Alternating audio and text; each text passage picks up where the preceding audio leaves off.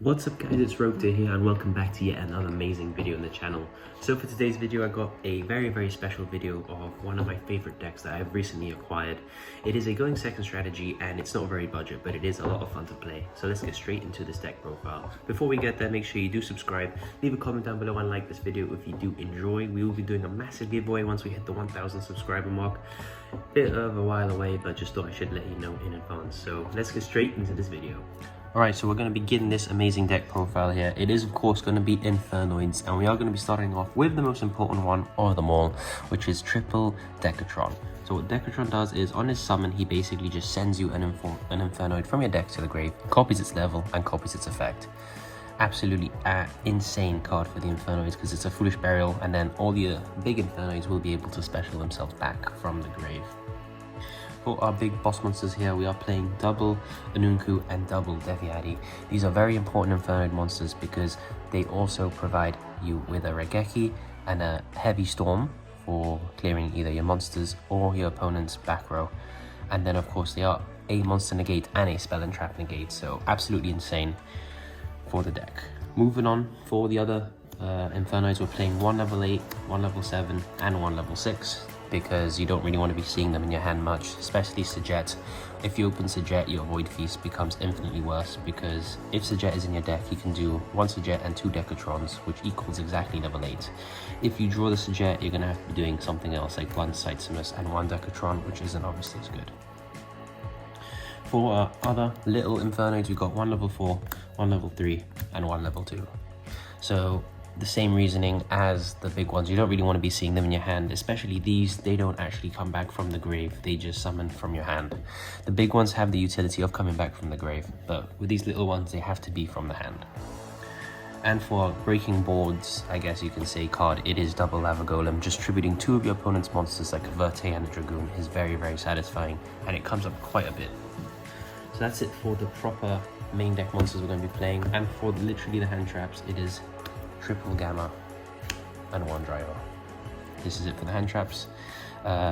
What is really good about Gamma is that he cannot be normal summon or set, so hitting him off a milling won't actually stop your mills. If you hit the driver though, it will stop because he can be normal summoned. For our spell cards here, we are playing triple Void Banishment.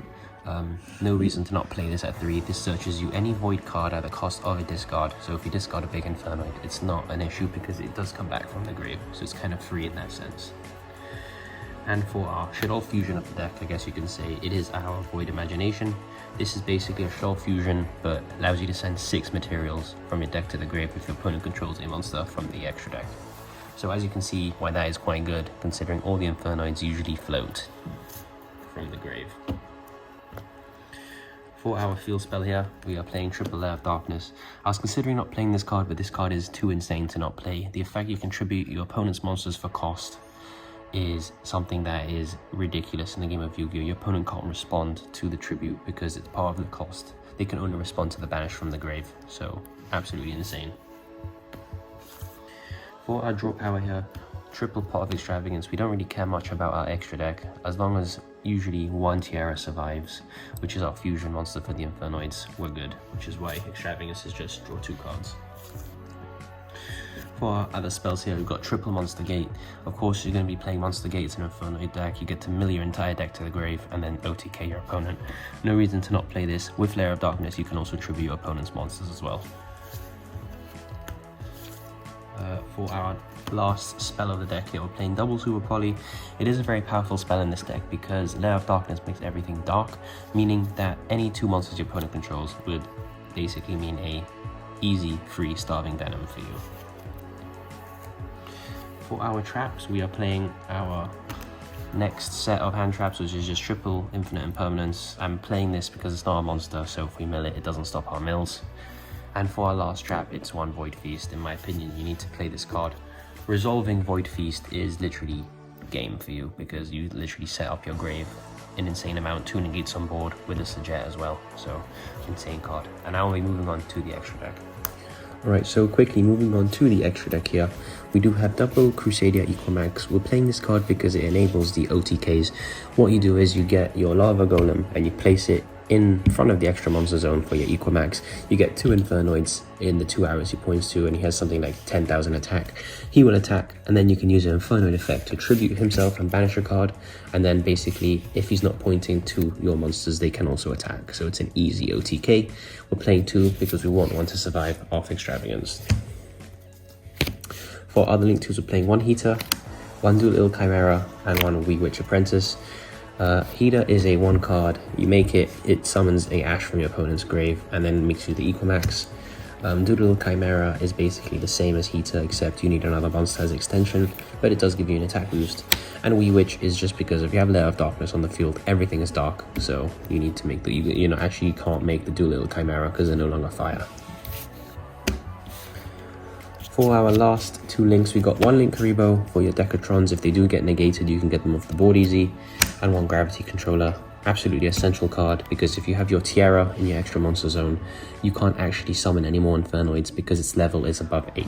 So what Gravity Controller lets you do is lets you simply link off your Infernoid Tiara in your extra monster zone for him, allowing your Infernoid plays to carry on. Speaking of Tiara here, we are playing, of course, triple Infernoid Tiara. Once this card resolves, it's basically game for you because you can send 3 Entis from your extra deck to the grave to pop 3 cards that your opponent controls, and then just link it off, and then you can basically just use it as banish fodder for your other Infernoids. Also, in cases your opponent doesn't control that many cards, you can just send 2 other Tiaras from your extra deck to the grave, basically 2 extra names for your Infernoids to banish as well. So very versatile card. I usually don't go for the mills because that bit can be ashed and that negates the entire effect, but if you really do need the effect, obviously just send 6 and, hopefully they don't have an Ash. For our other 3, we've already spoken about this. Entis, basically when it's sent to the grave, it just destroys a card. Very simple. And for our last 2 extra deck monsters, it is 2 Starving Venoms. As I said, with Super Poly, 2 of your opponent's monsters with Lair of Darkness just equals a Starving Venom, so very easy outs. So that's the end of the deck profile, guys. I hope you guys did enjoy. If you guys did enjoy, make sure you leave a comment down below and let me know if you prefer Infernoids going first or second. So that's it for me. I'll catch you in the next video.